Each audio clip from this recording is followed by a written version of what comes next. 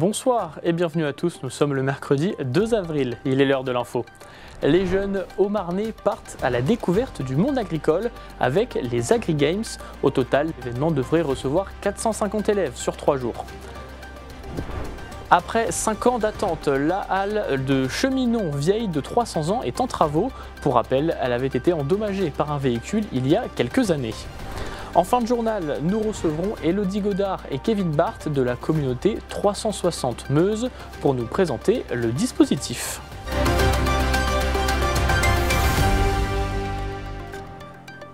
Comme chaque année, le ministère de l'Éducation nationale a publié ce mercredi les indicateurs de valeur ajoutée des lycées et des collèges. Ces indicateurs ont été créés pour tenter d'évaluer équitablement les établissements. Ils incluent le taux de réussite aux examens, le taux d'accès aux classes supérieures et la note moyenne obtenue. En Meuse vont s'afficher sur votre écran les 4 premiers lycées d'enseignement général et technologie sur le secteur que nous couvrons, donc San-Verdun et le Nord meusien. À noter que 2 établissements ont 100% de réussite au baccalauréat, le lycée privé Saint-Louis de Bar-le-Duc et le lycée public Alfred Kastler à Stenay. En Haute-Marne, voici les 5 premiers établissements sans le sud au Marnais et Langres. On retrouve en tête le lycée public Charles de Gaulle à Chaumont avec 99% de taux de réussite au baccalauréat.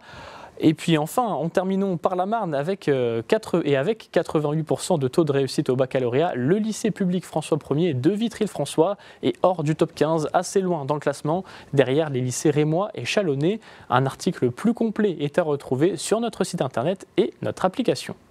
Descendons de quelques classes à présent pour retrouver les collégiens au Marnais. Ce mardi 1er avril commençaient les AgriGames, 3 jours dédiés à la filière agricole. Près de 450 élèves du département, et des différents collèges du département ont pu participer à de nombreux ateliers sur le monde de l'agriculture et découvrir les métiers de l'agriculture. Les détails avec Célia Richard. Mieux comprendre l'agriculture pour attirer davantage, c'est le but des AgriGames. Co-organisé par les jeunes agriculteurs de Haute-Marne et la mission locale de Chaumont, cet événement va recevoir pendant 3 jours près de 450 élèves des établissements du territoire. Alors ce format-là, on l'a testé l'année dernière, ça a plutôt bien fonctionné. Là, on s'est élargi à d'autres publics, notamment scolaires. On a plus de publics scolaires, on l'a fait sur 3 jours. L'année dernière, c'était 1 journée. Il est toujours important de parler, de faire découvrir tous les métiers. Sur l'agriculture, c'est pour montrer aussi qu'on n'a pas que l'agriculteur qui élève des vaches, des moutons. Il y a plein de domaines, il y a plein de métiers autres qui existent et c'est aussi pour parler de ces métiers-là qui sont très présents sur notre territoire. En plus de faire découvrir le monde de l'agriculture aux jeunes Haut-Marnais, les AgriGames sont l'occasion d'en faire la promotion et de créer des futures vocations. On fait ça pour promouvoir notre métier, pour leur expliquer notre façon de travailler, leur expliquer le fonctionnement. Avec un peu en ce moment, il y a pas mal de perturbations au niveau du monde agricole, donc ça permet qu'on essaye d'ouvrir nos jeunes pour avoir des futurs agriculteurs, repreneurs d'exploitation et puis même du salarié. On est toujours en manque de personnel, donc il faut faire découvrir notre métier et essayer de donner une bonne image de notre métier. On a vraiment cette envie de promouvoir les métiers, de pouvoir susciter des vocations et surtout veiller au renouvellement des générations en agriculture. Et c'est vraiment de nos premiers piliers du syndicat et c'est par justement des journées comme ça où c'est ludique, où c'est entraînant pour les enfants de pouvoir vraiment s'intéresser à la filière. Une journée où les élèves du collège de Langres ont pu participer à plusieurs sortes d'ateliers, la découverte des métiers, des animaux et des 5 sens. Ils ont même pu créer un smoothie bio ou suivre un cours sur l'agroéquipement. Tous ont découvert de nouveaux aspects du monde agricole, un univers qui leur était inconnu. Ce matin, on a fait une visite, des ateliers un peu partout. Moi j'ai bien aimé parce que j'apprends de nouvelles choses que je savais pas. On n'a pas trop l'habitude de faire ça. Donc ça nous a montré ce que ça faisait et tout et c'était bien. Ça nous apprend des choses pour notre vie future. Entre sensibilisation et transmission de passion, les AgriGames visent à jouer un véritable tremplin pour les jeunes qui seraient intéressés par le monde agricole. L'objectif était de casser les idées reçues sur ces métiers en constante évolution. Voici notre image du jour, celle des lycéens de Commercy devant le château Stanislas. Après avoir fêté le Persan, Ce matin, les élèves de terminale du lycée Henri Vogue ont perpétué cette tradition qui marque les 100 derniers jours avant le baccalauréat. Vous pourrez retrouver sur notre site internet et notre application un reportage sur cette tradition. Nous avions été au Persan de Bar-le-Duc. Direction la Marne à présent, où depuis 2020, la halle de Cheminon est fermée à la circulation. Cette infrastructure vieille de plus de 300 ans est aujourd'hui en travaux. Il y a quelques années, une voiture avait terminé sa course dans un des piliers de la construction et une partie du bâtiment s'était alors effondrée. Depuis début janvier dernier, les travaux ont débuté. C'est un reportage de Léo Martin. C'est un bâtiment bien connu des habitants. Cette halle est pourtant fermée depuis 2020. La vieille dame est âgée de 300 ans. Si elle a traversé les siècles sans encombre, un accident aura eu raison d'elle. Le 8 novembre 2020, une voiture a fini sa course ici. Le conducteur s'en est sorti indemne, mais pas le poteau de l'infrastructure. Après de longues démarches administratives, les travaux ont enfin commencé en début d'année. Cette halle, elle est très importante pour nous parce que pour nous, c'est représentatif des cheminonnières et cheminonniers. C'est notre lieu de loisirs, notre espace de loisirs, que ce soit pour la vente des fleurs, que ce soit surtout pour la fête de Cheminon, parce que c'est un lieu de rassemblement. On aura un renouveau, disons, ce ne sera plus notre vieille halle. Je pense que celle-ci, elle pourra durer aussi 300 ans par rapport à notre halle d'enfants.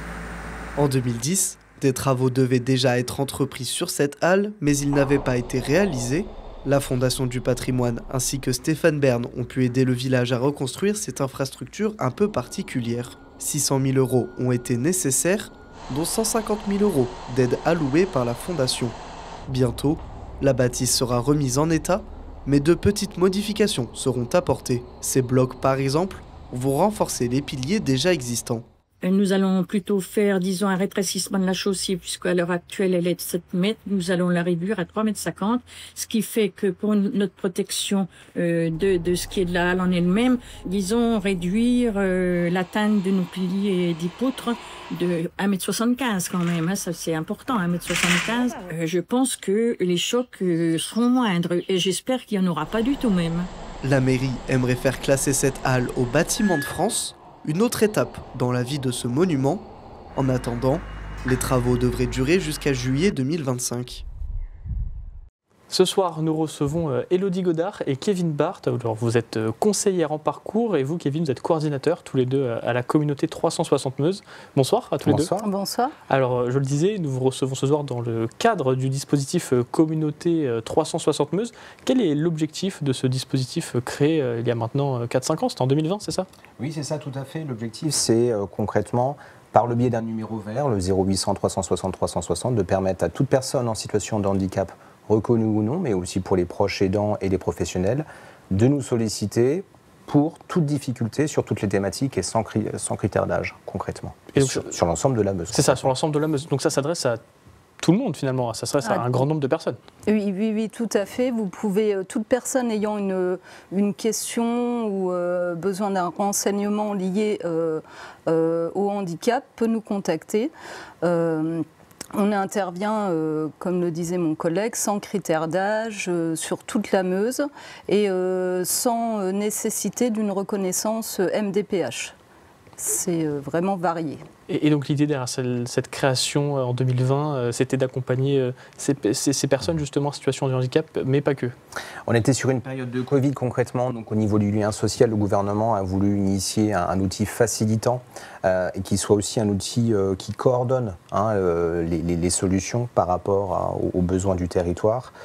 Et donc du coup, l'objectif, ce n'est pas de rajouter un dispositif supplémentaire par rapport à l'existant, mais surtout d'être un outil de coordination et d'être facilitant, notamment par rapport à des dispositifs qui ne sont pas forcément connus sur le territoire. Et donc l'objectif, c'est de mettre en valeur, de mettre en lien les personnes avec ces dispositifs. Et donc une fois qu'on l'a dit, vous avez rappelé le numéro, une fois qu'on a appelé donc ce numéro, le 0800 360 360, ensuite il y a un diagnostic qui est réalisé. Racontez-nous un peu la suite du processus.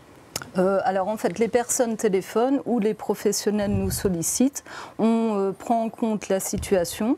Ça peut être une réponse qui se fait directement, donc on donne le renseignement directement par téléphone et la personne ne nous sollicite pas, enfin n'a pas besoin de plus de conseils.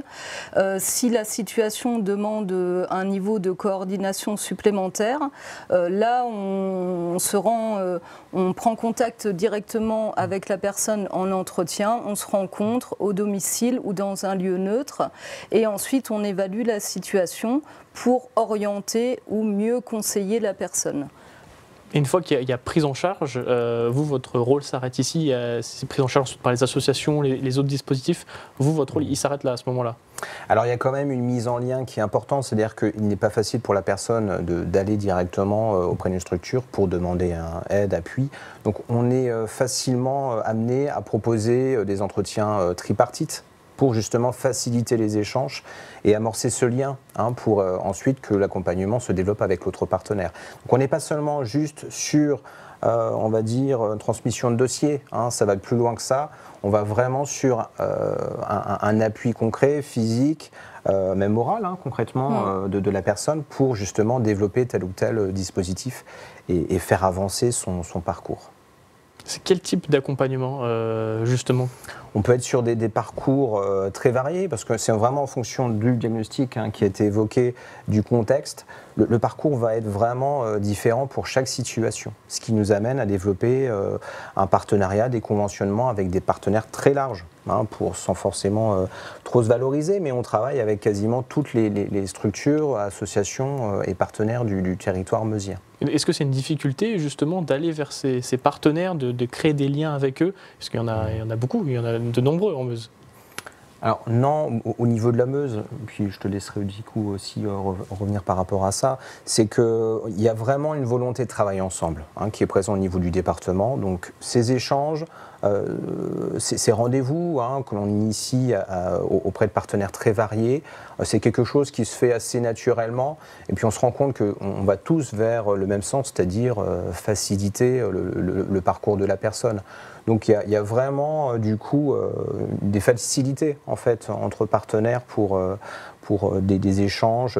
On développe des conventionnements aussi pour faciliter aussi la réalisation de certains objectifs et travailler ensemble pour faire avancer la population meusienne en général. Voilà. On l'a dit, vous vous adressez à de nombreuses personnes. Est-ce que vous, en tant que conseillère, vous arrivez à sortir un profil type de personnes qui vous contactent ou pas forcément, ça reste très varié?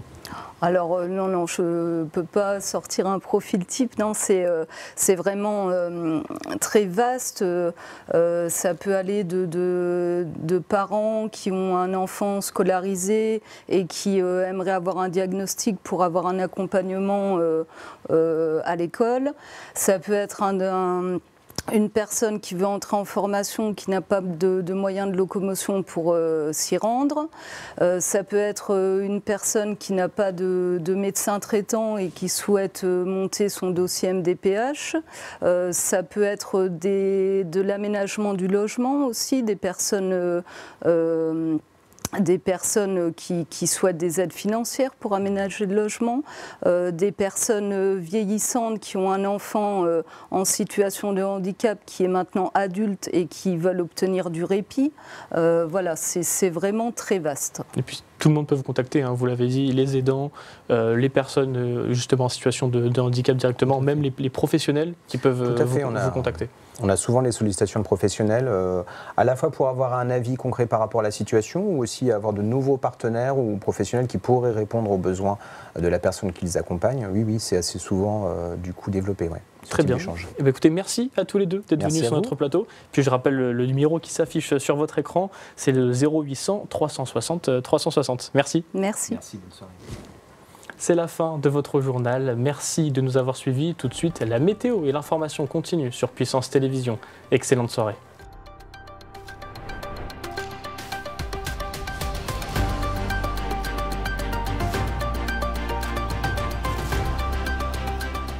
Toute l'actualité en continu à retrouver sur notre site internet et notre application mobile.